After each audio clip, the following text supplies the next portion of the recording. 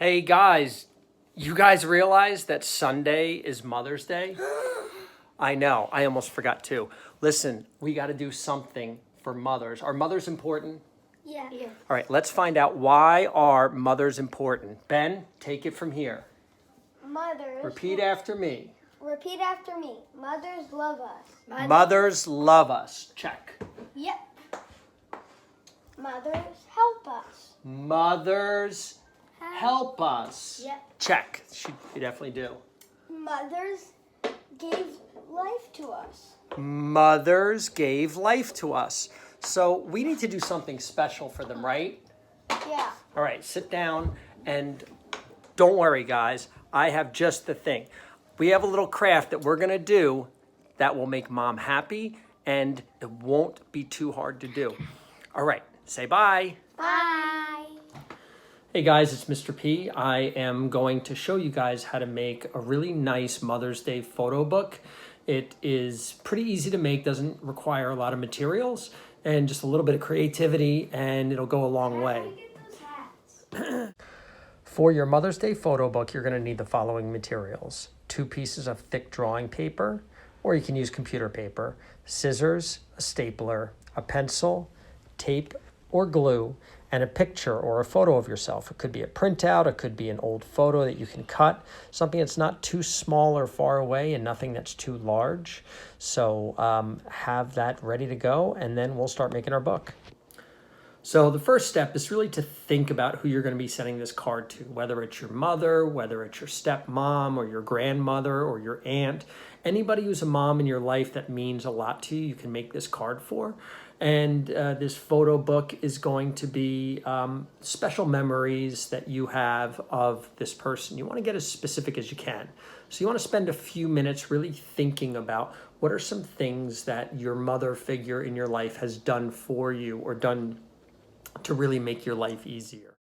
The next part of the project is to think of 4 ideas that you want to write about your mom to show gratitude, how much you love her.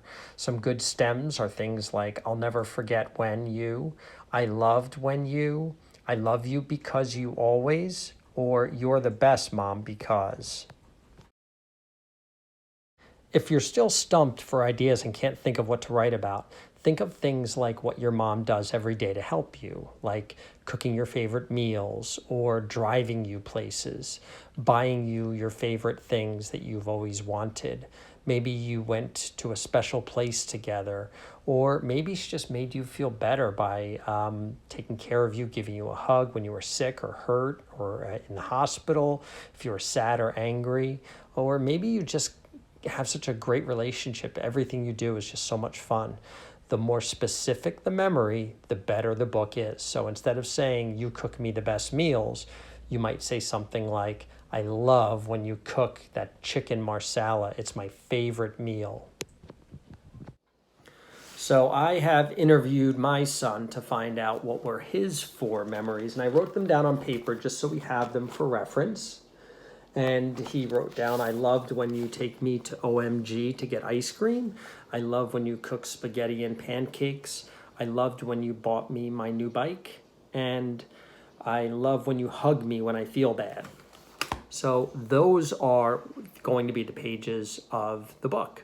So now let me show you how to construct the book. This is the technical part, and it's kind of fun too, but there's a couple steps you need to do. So the first thing I'm going to do is I'm going to take my 2 pieces of paper and I'm going to fold them hamburger style so that they look just like a little book. And I'm going to try to get as even as I can. If you notice, what I try to do is with my palm, I try to keep the 2 ends together, and then I kind of just crunch or crease the ends. I don't try to fold it until I really feel comfortable that it's in the center. So you can see that's pretty close to the way I want it to be. You want to take your time and make sure it's a nice crease, because if your book is all lopsided and the pages aren't even, it just doesn't look so good. So if you need help from an adult to make yours, take your time on this step. You really want it to look great. Okay, once you have your crease and you're ready for your next step, so you're going to staple this. The problem is that oftentimes it won't staple where you want it to staple. So what you're gonna do is you're gonna sort of curl it.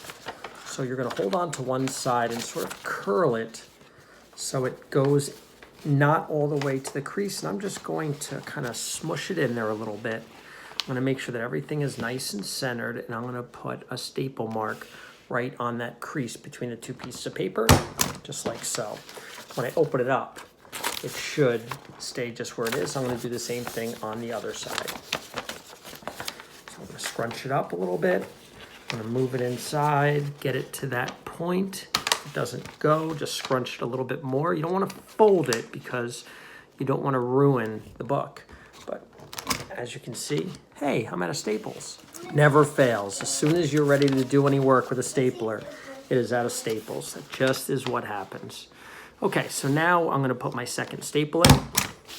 And you can see it's pretty close to where I want it to be. This one is slightly off by just a measure, but not enough for me to worry about. So now I have my book. It's got like a couple little folds in it, but once I color it in, those folds you're not even gonna see anymore.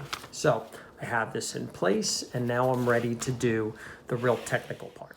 Now the next part is I'm gonna take my picture and I'm gonna figure out where I want the head to be. You don't want it too close to the edge. You don't want it too low because you're gonna have to put a body there. So I'm gonna put it somewhere in the middle. If you wanna move it over so you can have space for mom, you can do that. If you want it right in the middle, that's fine too. But what I'm gonna do is once I have it in place, I'm just gonna trace over the cut picture carefully in pencil. Don't use Sharpie marker. Just use a light pencil and hold on tight as you go around and trace. And there's a reason that you're doing this, and that is because we are going to cut out the paper so it fits in. And what's going to happen is this photo book is going to have holes in it, so you're going to see the same picture on every page. So it's going to look just like that. Now the next step is you are going to want to cut a hole in this, but you do not want the last page to be cut because that's where you're going to put the picture. But you're not going to do that just yet. So what you're going to do is you're going to take 1, 2, 3 pages, and the fourth one you're going to leave out. So what I'm going to do is I'm going to take my 3 pages and I'm going to put them on a cutting board. Okay, so in this step, we're going to cut out the paper so that the last page you can glue in your photograph. So what you're going to need to do is you're going to count out 1, 2, 3 pictures, or excuse me, 3 pages, and the fourth one you're going to keep out, like so. So now this one will remain uncut so I can paste my picture right in there. So as I get it ready, what I want to get is a nice ballpoint pen. I like this best because it's the safest thing you can use. Has a nice hard tip, but it's not too sharp. You're not going to hurt yourself. And there's an easy technique to poke a hole in it because I don't want to cut down the paper. I want a hole right in the middle of it. So when I am going to cut it, you're going to do it a certain way. Now you could use the blade of the scissors, but you're definitely going to want to get a parent's help with this step. Now what I'm going to do is I'm going to put my pen right in the center of this book, and then I'm going to press up gently with the tip until it cuts through. Okay, so I've got some pretty good sturdy pressure here, and I'm just going to pull up till I hear that tear. Okay, and once I have that tear, I'm going to stop. That's all I want is one little hole. And then all I need to do is cut out.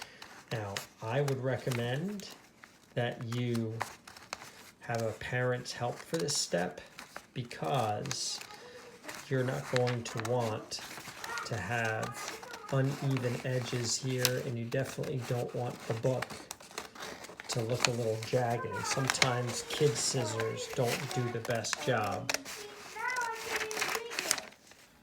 Okay, so as you can see, I now have my book just about finished, And the 3 pages are now cut out and the back one is complete. Now, this is the tricky part. You don't want to glue on the last page yet, because I've seen kids do it and they glue it on where they think it goes and then they find out it doesn't work. So I have a little trick that I use. Get my trusty pencil, and with a very light touch, I'm just going to outline very lightly the outline of my hole. And that's going to give me a trace line on the 4th page, where I am now going to lay my picture. I don't know, can you see that? I don't know if you can see that, but I have a little pencil line there. And now I'm ready to glue it on. Now, a word about gluing. If you're going to be using anything that is a printout, like a laser printer or a printer that uses any kind of wet ink, if you use any kind of liquid glue, it can tend to run. The ink will run if it's too wet. So if you're using real thin grade paper, you might want to use tape. But since I'm using sturdy paper, that's the back of a calendar, I'm going to glue on here.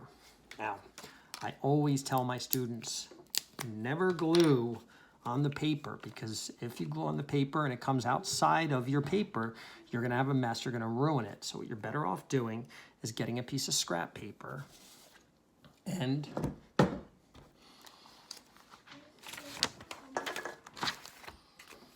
I'm just going to glue on this page pretty liberally, because I do not want it coming apart. And that's pretty good. Okay, I got it pretty glued in there. And now I'm going to remove my scrap paper and bring in my project. And now I'm ready to glue it in place. I'm going to try to keep it within the boundaries of that trace line that I just made.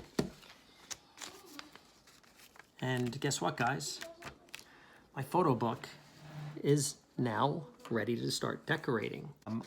If you notice, I have 1, 2, 3 pages. That 4th page, if you want to use as a memory, you can. Or if you just want to use 3 memories and have a cover that says Happy Mother's Day, you can do that. I'll show you what my finished copy looks like, that I will have my son help to color and decorate, but I'll draw for him. Okay, so as you can see, I have finished the first steps of decorating my photo card. My son likes to color, so I made bubble letters for him because I definitely want it to be his work. But I'm going to have him color it in and design it whatever color he wants. And I just wanted to show you one page. I did the illustrations for him, but he's going to color it in. And what I did was, I love when you drove me to, and I left this little space down here. And I remember one of his memories was going to the ice cream shop, so I'm going to have him write in OMG. And then he's going to color in himself eating this little ice cream. And I even put a little speech bubble so he can say something that he wants to say. And you can see that each page, there's going to be a different setting with the same face. So that's how you can make a really special personalized Mother's Day gift that your mom or stepmom or grandmother is really going to adore. It's a real fun project. It might take you an hour, depending on how much you like to decorate, but it's well worth it. And don't forget to date it, because your moms are going to want to keep these. So just a quick word about decorating. When you decide to start coloring and decorating, there's a couple of options that you can have. One of the options is if you wanted to do the writing on this side and then the art and illustrations on the other side. Some kids like to do it that way. I chose to have all of mine on one side. One really important thing to remember, especially when you're using thinner paper, is you do not want to go over your work in Sharpie marker. It'll bleed through and it really won't look very good. I usually avoid all markers. I tend to like colored pencils and crayons, but if you have markers that are not Sharpies, they should be okay as well. So there you have it. Good luck. Enjoy your project. Enjoy your drawing and have fun. And above all, make sure you tell your mom you love her and give her a nice smooch and have a great Mother's Day. So long, everybody. Hope you enjoyed the project.